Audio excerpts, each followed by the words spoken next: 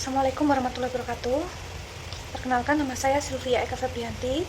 Pada presentasi kali ini saya akan menjelaskan mengenai kajian dari inovasi suatu startup bisnis.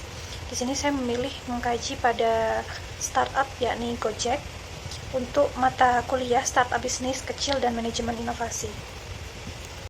Pertama di sini nama startup bisnis yang saya pilih dan alasannya. Di sini dipilih adalah startup Gojek, yakni merupakan salah satu perusahaan teknologi yang berasal asli dari buatan anak bangsa yang berfokus pada jasa transportasi umum, yakni ojek online. Alasan pemilihannya dikarenakan merupakan salah satu startup Indonesia pertama yang berhasil mendapat gelar unicorn dan kini bahkan telah menyandang status dekakorn sebagai satu-satunya dan yang pertama untuk startup asal Indonesia. Nah, dirasa perlu untuk menganalisa startup Gojek yang amat menginspirasi anak bangsa, khususnya perlu mengetahui model bisnis yang dikembangkan, karakteristik produk, tipe inovasi dari Gojek, atribut inovasi Gojek, serta adopter categorization dari Gojek untuk lebih memahami rahasia kesuksesan dan mempelajarinya secara lebih mendalam. Jadi berikutnya adalah profil startup bisnis Gojek secara singkat, yakni adalah startup yang bergerak pada bidang jasa transportasi umum khususnya pada ojek online yang termasuk dalam industri teknologi informasi transportasi. Nah, perusahaan ini didirikan pada 2010 oleh Menteri Pendidikan dan Kebudayaan Republik Indonesia yakni Nadiem Makarin, kemudian bersama Kevin Alui dan Michael Angelo Moran. Untuk wilayah operasi telah menyebar di luar Indonesia antara lain di Thailand, Vietnam, Singapura, dan Filipina. Pada saat awal berdiri, ide bisnis transportasi online dimulai dengan menggunakan call center untuk menghubungkan penumpang dengan pengemudi ojek. Dan pada 2016 akhirnya resmi meluncurkan aplikasi berbasis Android dan iOS yang menggantikan sistem call center setelah mendapatkan investasi. Jadi setelah berbagai pendanaan masuk hingga senilai 550 juta US dollar atau sekitar 7,2 triliun, pada tahun 2016 Gojek resmi menyandang status unicorn pertama di Indonesia, yakni startup dengan valuasi lebih dari 1 miliar US dollar. Nah, Gojek juga menjadi startup Asia pertama yang memperoleh pendanaan dari Google dan terus berlanjut dengan berbagai perusahaan bertaraf internasional yang melakukan investasi pada Gojek, dan hingga 2020 yang terbaru yakni Facebook dan PayPal turut melakukan pendanaan pada satu-satunya dekakorn di Indonesia ini. Nah, tidak berhenti pada perusahaan berbasis daring, Gojek semakin mengembangkan inovasinya dengan meluncurkan perusahaan finansial teknologi atau fintech melalui GoPay. Pada 2017, Gojek kembali berinovasi dengan bergabung pada bidang event management dan ticketing dan meluncurkan GoTix. Pada 2018, Gojek mengonfirmasi kehadiran GoVenture yang merupakan unit permodalan dari Gojek. Gojek terus berekspansi dengan melakukan berbagai akuisisi pada perusahaan di berbagai bidang teknologi maupun fintech baik di Indonesia maupun di luar Indonesia. Nah, adapun layanan Gojek sampai saat ini tersedia 24 layanan, yakni GoSend, GoRide, GoFood, GoBox, GoClean, GoGlam, GoMessage, GoTik, GoCar, GoAuto, GoMed, GoPulsa, GoShop, GoPil, GoPay, GoDeals, GoBluebird, GoFitness, GoPay, GoGames, GoGift, GoPoint, GoSure, dan GoInvestasi. Ketiga ialah model bisnis dari startup Gojek. Jadi jenis model bisnis digital yang dilakukan Gojek adalah termasuk dalam model bisnis digital utility atau on demand, di mana pada model bisnis ini akan membebankan biaya sesuai dengan layanan yang telah digunakan konsumen. Nah, menurut Business Model Generation dari Oswalder 2010 dalam Gen Z Renovat al 2019, kita dapat mendeskripsikan model bisnis melalui cara atau jalur bagaimana perusahaan dapat menciptakan, menyampaikan, dan menangkap nilai. Nah, dalam tulisan Gen Zorova 2019, model bisnis dibagi menjadi 9 struktur utama, yakni segmen pelanggan, hubungan konsumen, saluran proposisi nilai, arus pendapatan, sumber kunci, kegiatan utama, mitra kunci, dan struktur biaya. Pertama, pada segmen pelanggan yang menjadi sasaran Gojek ialah pelajar sekolah, pekerja kantoran, pengguna transportasi publik, dan generasi melek digital atau internet.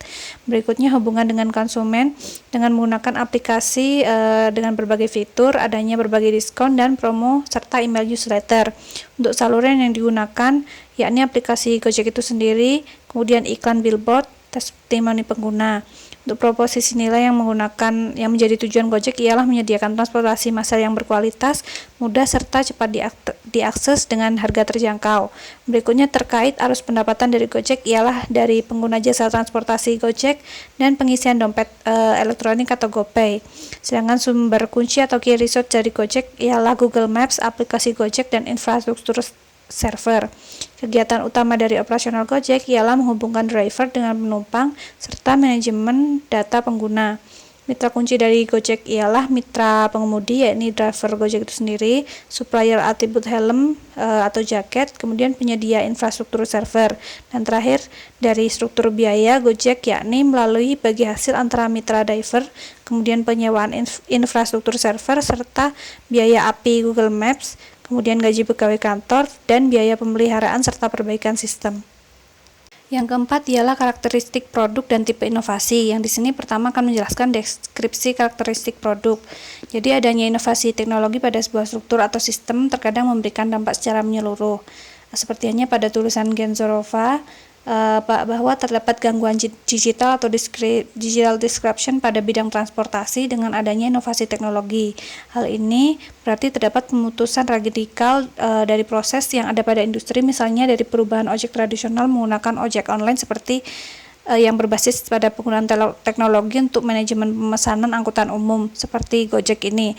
Jadi di era digital, gangguan biasanya datang dari model bisnis baru yang mendukung internet yang mengguncang struktur industri yang sudah mapan. Di sini misalnya seperti ojek tradisional maupun penggunaan taksi yang lebih dahulu muncul seperti Bubet. Gangguan mempengaruhi semua praktek operasi dan juga karyawan yang berpartisipasi dalam proses ini. Nah, bagi kebanyakan perusahaan, orang adalah aset terpenting dalam terpenting dalam perusahaan, dan hal ini juga merupakan hal penting bagi manajemen Gojek yang ditunjukkan dengan mitra kunci dari Gojek ialah mitra pengemudi atau driver Gojek itu sendiri.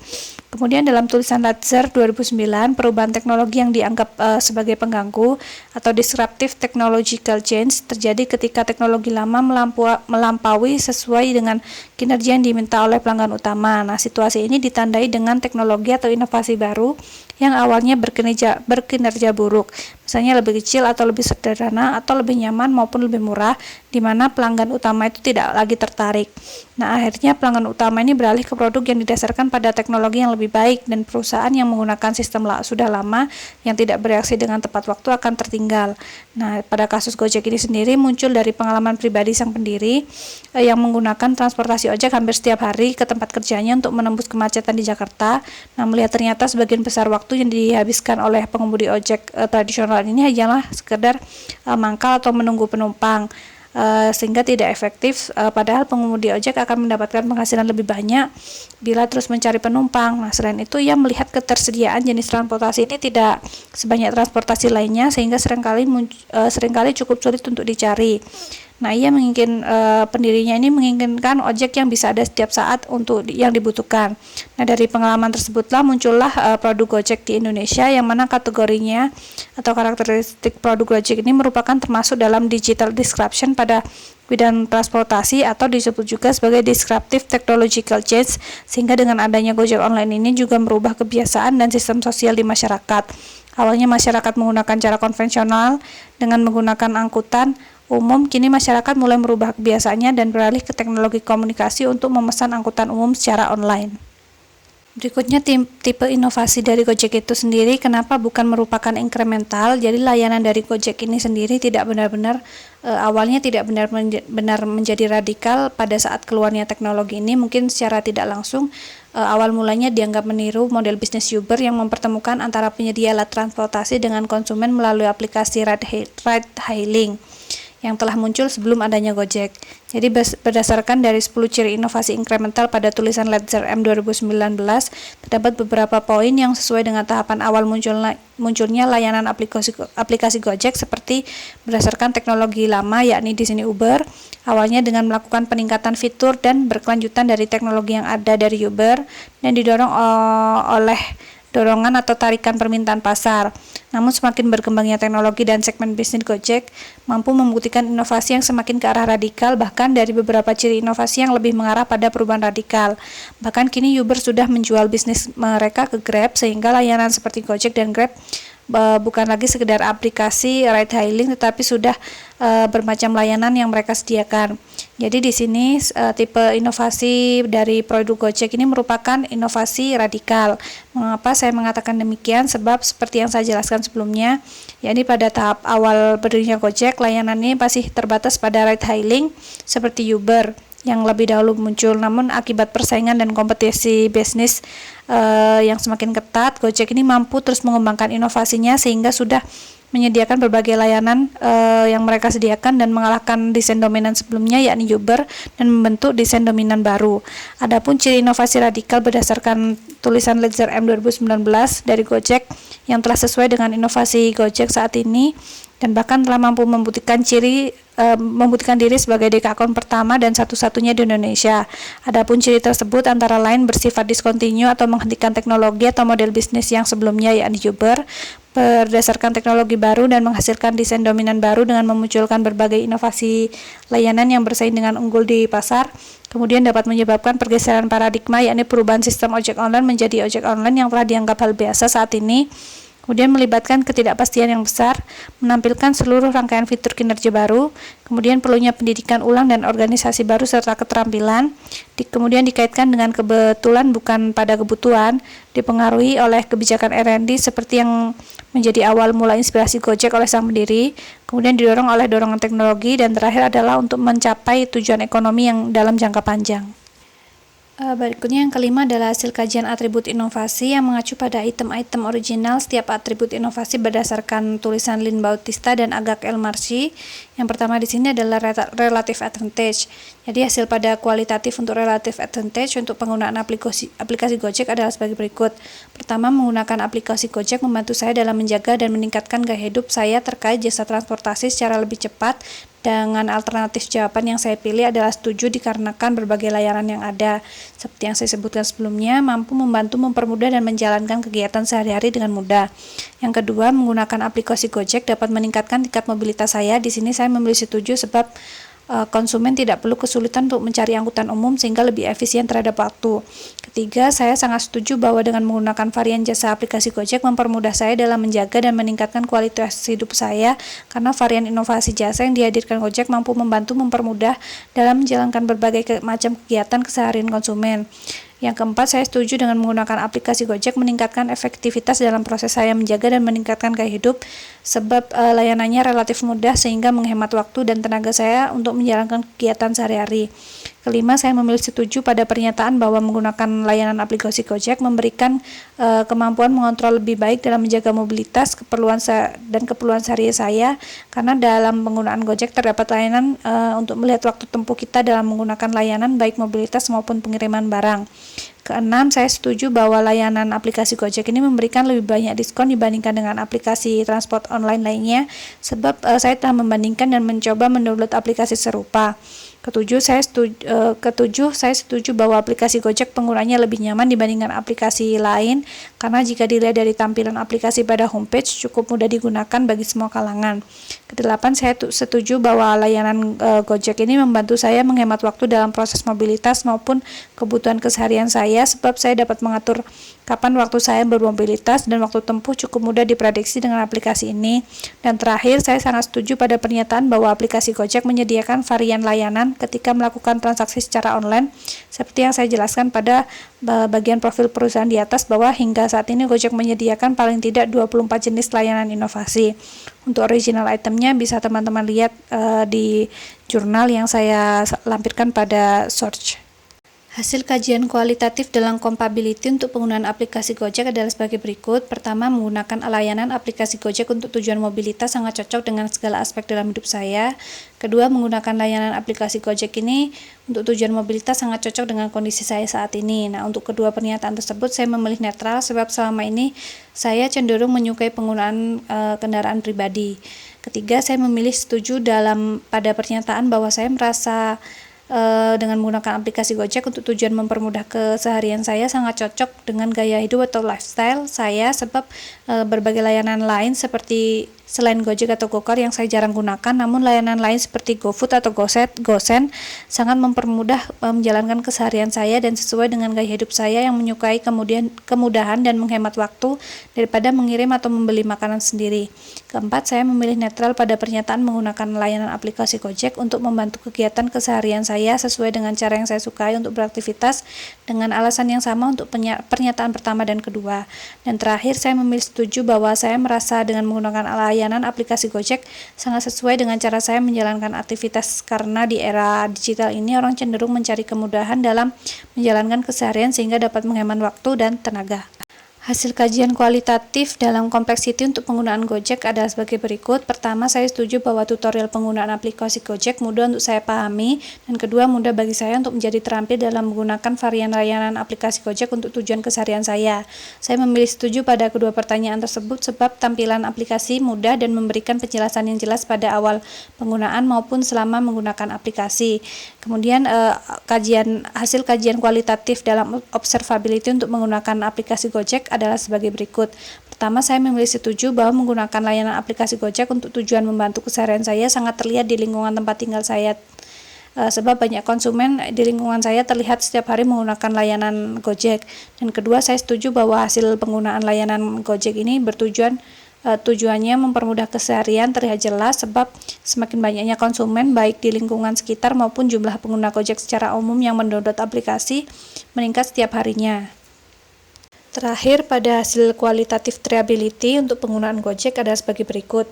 Pertama, saya setuju bahwa saya memiliki banyak kesempatan untuk mencoba berbagai varian layanan aplikasi Gojek, sebab Gojek memberikan kemudahan bagi saya dan setiap pengguna untuk mencoba terlebih dahulu dengan memberikan konfirmasi sebelum permintaan layanan resmi diproses dan berlanjut pada pembayaran layanan. Yang kedua, saya memilih setuju pada pernyataan saya mengetahui bagaimana saya bisa menggunakan untuk mencoba berbagai layanan Gojek dengan pelayanan memuaskan, sebab pada aplikasi tersebut terdapat layanan untuk memberikan rating setelah menggunakan layanan aplikasi. Yang ketiga, saya setuju jika sebelum memutuskan apakah akan menggunakan aplikasi Gojek, saya dapat mencobanya dengan benar terlebih dahulu dengan alasan yang sama seperti pada alasan pertama. Dan terakhir, saya memilih netral pada pernyataan bahwa saya diizinkan untuk menggunakan layanan aplikasi Gojek sebagai percobaan untuk waktu cukup lama untuk melihat kemudahan yang didapat dari penggunaan aplikasi. Berikutnya yang keenam adalah sajian data mengenai adopter categorization pada Gojek. Jadi apakah inovasi itu akan diadopsi atau tidak? Nah, itu seseorang akan mengevaluasi konsekuensi dari keputusan yang mereka buat. Dan tidak menutup kemungkinan seseorang kemudian mengubah keputusannya yang menolak menerima inovasi setelah dilakukan evaluasi. Adapun kategori adopter menurut Rogers 2003 adalah sebagai berikut seperti pada gambar ini. Pertama, yakni innovator, yakni venturesome innovator. Yang pertama, mengadopsi inovasi. Biasanya ada 2,5% individu yang berani menjadi innovator. Nah, ciri utamanya adalah individu yang suka menantang dan berani mengambil resiko, serta memiliki kemampuan ekonomi yang mendukung untuk menjadi innovator. Yang kedua adalah early adopter, yakni perintis yang terhormat. Adalah orang yang bersedia memulai inovasi dalam kelompok. Hanya ada 13,5% yang berada pada kategori ini. Biasanya mereka yang paling menonjol dan memiliki pengikut dalam suatu kelompok sosial. Ketiga adalah early majority, yang disengajani adalah mereka yang sebagian besar bersama-sama sebagai pengikut awal sebuah inovasi. Jumlahnya sekitar 34% dalam kelompok sosial. Biasanya mereka termasuk dalam kategori ini ditandai dengan pertimbangan yang cermat dalam mengambil keputusan. Nah, keempat, late majority. Nah, ini adalah skeptis. Mayoritas pengikut adalah mereka yang sama-sama menjadi pengikut utama dalam sebuah inovasi. Nah, 34% dalam kelompok sosial di mana mereka memiliki penilaian yang lebih pragmatis tentang kebenaran dan kegunaan inovasi yang akan mereka adopsi. Dan kelima adalah laggards, yakni traditional group yang paling sulit untuk didekati menerima inovasi. Jumlahnya sekitar 16% dari sebuah kelompok sosial di mana masyarakat tersebut merupakan masyarakat tradisional yang sulit menerima perubahan. Jadi secara umum kategori adopter dalam menggunakan layanan aplikasi Gojek di Indonesia dapat dikatakan bahwa inovator merupakan adopter terkecil. Nah, inovatornya adalah individu pengguna Gojek di Indonesia yang mengklaim bahwa mereka adalah pengguna pertama layanan Gojek karena menggunakan sebagian besar hidupnya untuk melakukan inovasi atau ide-ide baru yang biasanya dari kalangan sesama inovator atau penemu yang ingin mencoba berbagai penemuan baru yang masuk di pasar. Kemudian berikutnya adalah early adopter sebagai penyumbang utama dalam perkembangan penggunaan aplikasi Gojek di Indonesia. Nah, kategori adopsi ini bisa jadi merupakan tokoh kunci, pemimpin atau elemen masyarakat yang dihormati dalam masyarakat yang mengajak lingkungan untuk menggunakan layanan Gojek dalam kehidupan sehari-hari. Nah, di sini pendiri sendiri juga menjadi termasuk dalam early adopter seperti yang juga menjadi Menteri Pendidikan. Nah, adopter awal ini merupakan tipe pengguna yang memiliki kreativitas tingkat tinggi, wawasan tinggi terhadap kemajuan teknologi, mobilitas tinggi, dan ambisius mencari inovasi seperti Gojek. Mereka suka mencoba hal baru, mau mengambil resiko untuk digunakan. Selain itu, kategori adopter ini memiliki kemampuan mengoperasikan teknologi canggih dan juga tidak persuasif untuk menggunakan ide atau inovasi baru karena mereka akan mencari sesuatu yang baru untuk mendapatkan keuntungan dalam kehidupan sosial dan ekonomi mereka. Berikutnya ialah early majority, adalah tipe pengguna Gojek seperti early adopter untuk mengadopsi ide atau inovasi baru secara langsung. Kategori pengguna terbesar untuk mengadopsi sesuatu yang baru. Mereka memiliki pertimbangan yang tinggi, interaksi internal dalam organisasi atau lingkungan masyarakat ketika memutuskan untuk menggunakan Gojek. Nah, pengadopsi ini biasanya memiliki karakteristik seperti akan berhati-hati sebelum mengadopsi sesuatu yang baru seperti aplikasi Gojek, sering berinteraksi dengan lingkungan masyarakat, pragmatis, suka mengutamakan kepraktisan, dan suka menggunakan sesuatu yang baru tetapi hanya jika sudah terbukti nyata keunggulannya dalam penggunaan. Nah, biasanya tipe kategori ini ya kalangan anak muda, yakni SMA hingga mahasiswa yang terbiasa memakai dan mencoba teknologi dan tidak ingin merasa ketinggalan tren dalam penggunaan teknologi. Berikutnya adalah late majority, ialah pengguna aplikasi Gojek yang menggunakan layanan hanya jika sudah digunakan semua orang di sekitar seperti teman, kerabat, keluarga. Nah, mereka adalah pengikut terakhir yang memutuskan untuk mengadopsi inovasi Gojek. Nah, pengadopsi jenis ini terlalu berhati-hati dan memiliki keraguan yang tinggi saat memutuskan untuk menggunakan aplikasi Gojek dalam kehidupan sehari-hari. Biasanya mereka memutuskan untuk menggunakan sesuatu yang baru karena tekanan ekonomi dan sosial.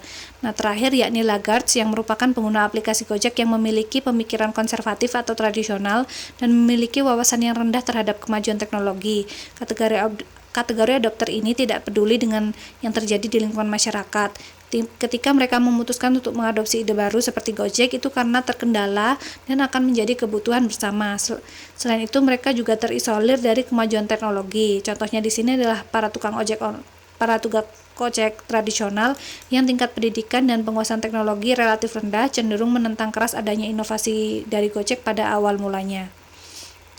Demikian presentasi yang dapat saya sampaikan mengenai kajian inovasi dari startup Gojek. Mohon maaf apabila ada kekurangan dalam penjelasan saya. Wassalamualaikum warahmatullahi wabarakatuh.